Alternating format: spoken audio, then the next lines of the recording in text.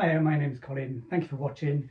I'm not very good at this and I can't think of any other way of putting what I've learned forward. So thanks for tolerating me. I know I look and sound like a muppet, but that's the only way that I can find to put forward the facts that show that we've all been bound as pecuniary chattel, affecting our legal choices and meaning that we don't get justice for things that happen to us.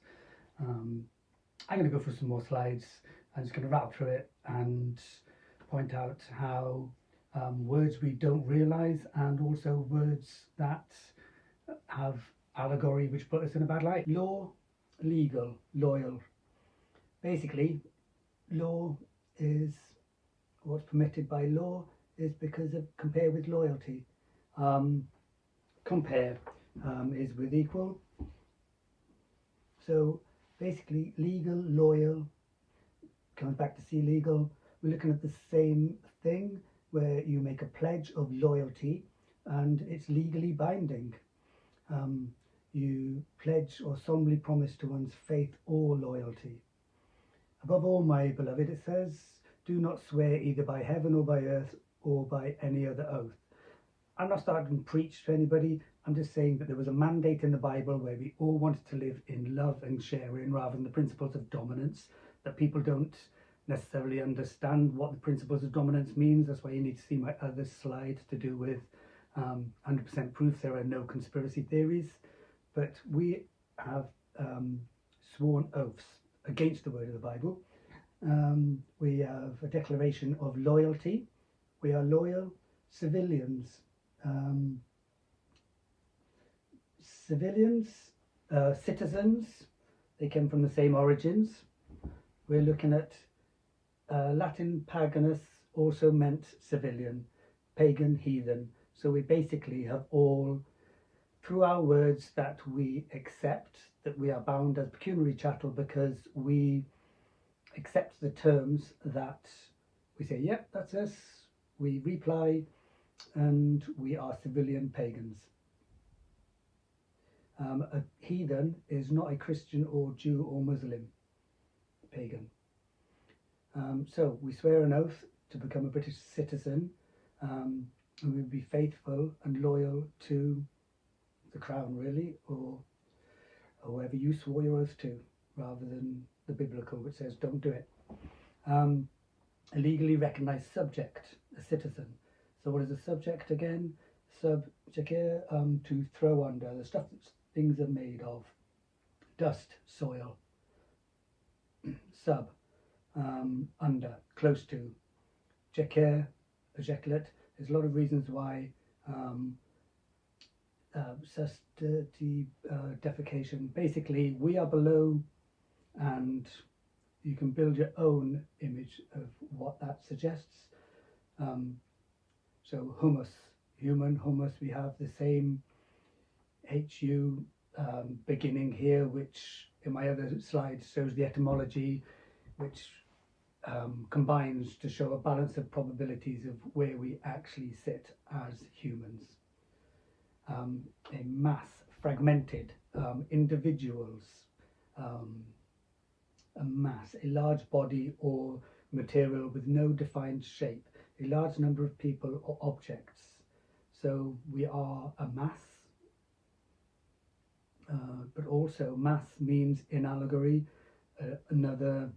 the overall definition of the word includes masquerade, mass carnival, maize, barley, mass. All of these origins come forward to build a picture of how we are an aggregate masquerading as Christians. Mask. Persona, the aspect of someone's character. So we're a character, not actually who we genuinely are, that is presented or is perceived by others. Literally a mask. Person, a human being, an individual. So we're separate. We're obviously not working together as the body of Christ. We're a separate individual persona, a human being, which has been covered in my other slides as not being a very flattering term. Persona, actor's mask. It's literally just going through you go through the dictionary and you think, well, what are these words? What are these terms that I'm agreeing to, that I'm conditioned to accept? We are aggregate, the aggregate of people living together. So society is made up of an aggregate, in the same way as dirt, grex, herded, flock, ag, grex, greg, humus, ground. We can go back to ancient Mesopotamia and look at how humans were made from the earth. Well, I'm from a particular place as well, but ground. So basically we're ground down by our daily duties and our daily lives. Reduce something to a small particle, or rub or cause to rub together gratingly. Nash. All of these terms, it's hard to portray in these videos. I'm just hoping that you will get a flavour of how in allegory we are bound by terms that we don't see the overall probability of. But it also, Nash goes back to Dis and old things to do with the dogs of hell and all that sort of stuff. These are the way that they were portrayed in the past. So gravis, heavy duties. So we are looking at pagan again here, which clearly as civilians we've all signed up to be in, because not because we said, oh, let's sign a bit of paper saying we're pagans, but we've literally done what it says not to do in the Bible, not just in the oath thing, but in a number of sections, which I refer to in my other video. And it's not because I'm particularly preachy about it, but if you want to look at the principles of love and live by those, and sharing, decency, or if you want to live by the principles of dominance in nature, where you take and you just see what you can get out of people, these are the choices.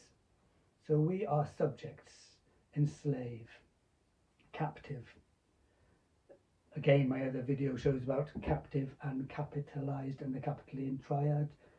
We shall have allegiance. We are in a bond. We are bound, not by ropes, like Enki used to do, but we are bound by words, by those who are clever to articulate their point and to divide us, which is a symbolic reference in my other video. Slave, bondsman, subject devised to control by another. This really isn't the way that we necessarily want to be portrayed, and it might not be the way that you think that you're legally represented. Bind someone by oath, promise, or contract. So contract, to become smaller, to bind them. A written or spoken agreement, especially one concerning employment. So we basically written or spoken, but also to decrease in size and range in allegory. So in both those terms, we've basically become bound and enter into a formal or legally binding agreement, a pledge. So deeds were lived in. Action or performance is also deed. You don't necessarily have to physically be signing a piece of paper. It's how you act. A legal document that is signed and delivered, yeah, we know this, but it's also how you act, the things that you do, whether you take an oath or not, whether you reject other principles of sharing and decide to be a subject so that you can get what you can from it, what you do. An oath is blasphemous, and so is coarse language, but this has crossed over. The main blasphemy is just turning against the word. Just. I know it sounds all a bit biblical, and try and ignore that for the moment, because it's literally about the meaning of the words and how we've contracted so that you don't get your rights. Based on behaviour according to what is morally right or fair. We all think moral is one particular thing, but moral, concerned with principles of right and wrong behaviour, but a code of behaviour acceptable in a particular society. I mean, again, we're looking at the fact that we're particular, broken up individuals rather than the body of Christ, but also in certain societies, if you don't, if you're a boxer and you don't punch somebody, then you're morally incorrect, really, because you've said that you would do this. A lesson that can be derived from history or experience also. Principle, the fundamental truth proposition. So we've been given a proposition and we've agreed with the proposition that we are all natural man, that we follow the principles of dominance in nature, not the higher love that people can actually look at situations for themselves and decide how we should treat people, like they did when they wrote the Bible. I'm going on about the Bible again, sorry, but it is what it is. Morally correct behaviour or attitudes, a fundamental source or basis. So in the Bible, it said, I am the vine, and ye are the branches. So divine, religious, godlike. D. Also in allegory is to do with removal, reversal. Dis. D forming a prefix D, which means off or from. So we're removed from the vine, are we? Or is it a divine, as in to do with dis? All of these parts of speech have been used so that they can have more than one meaning in allegory. And we basically are not worshipping the principles laid down by the Bible, by the slaves who wanted freedom and to love each other and to be just have a straightforward life, and that Jesus backed up. And their words have been twisted. And pine, an evergreen conifer tree which has needles, pine, suffer a mental or physical decline. My other video shows about pine trees and the principles of dominance. There's set principles to derive from the pine tree, which you have to see the video for. Punish, capitalize. Our capitalized society, in a sense, is a punishment. Conveyance of property, transfer. So we have a cross to bear. We have transferred property through our oath. And the crux of the matter, the crux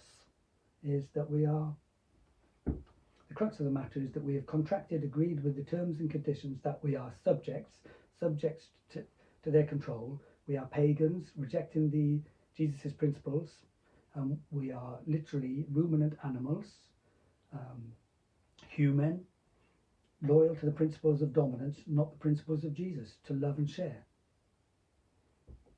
Term, a word or phrase used to describe a thing or experience or concept. So we're using these words to describe ourselves, and we're agreeing with them. We are terms also given a descriptive name to go by, but set prior requirement and limit and condition its liability. Conditioned. Also conditioned, have a significant influence or determined. Train. With words like train, we're also looking at the principles of dominance derived from peacocks, where tail and train link to have fundamental dual meanings in allegory. We need to look at the other video for that. Bring someone to the desired state or use. We have been conditioned. These terms are the condition that we find ourselves in.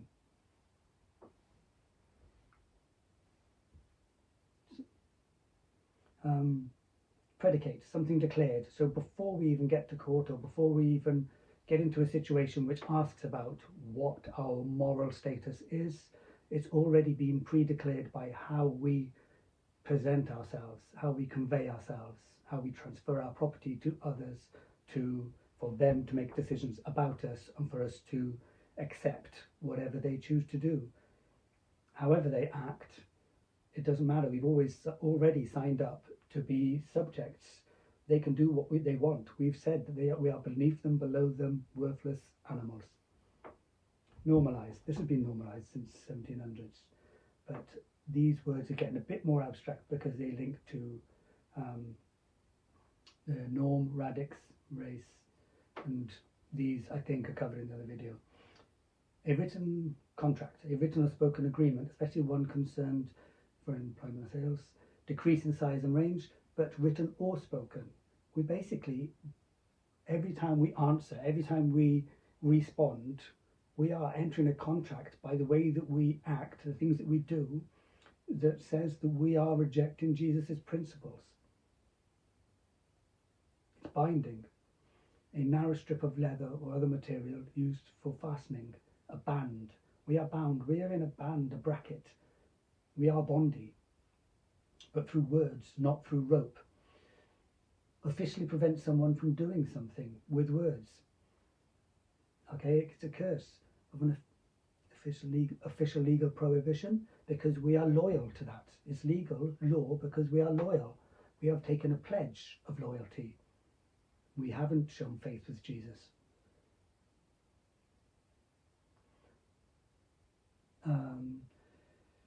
Pecu, cattle, peculiar, and words that come from pecu and have the original Latin etymology. We're basically looking at the fact that we are all cattle of private property. We are owned because we are subservient slaves because we've taken an oath.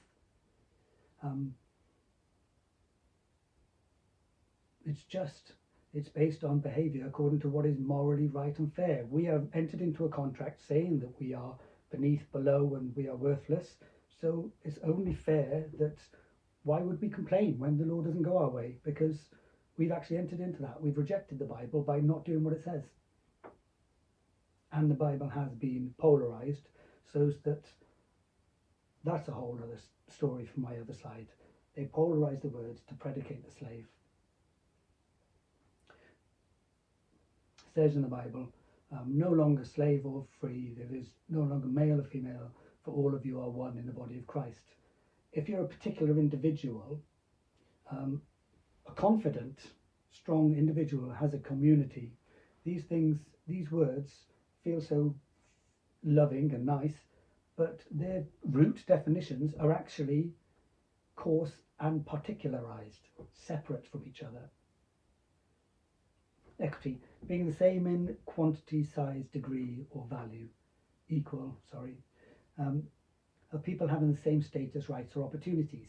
Now, in law, loyalty, we have the same opportunities to take advantage of each other, where the community, where the forceful dominance, forceful privilege, but equity is different. Equity, a branch of law that has developed alongside common law and is concerned with fairness and justice, formally administrated in special courts. If there's any conflict between the principles of common law and equity, equity prevails. But with such a maze of terminology that keeps us all trapped as cattle, this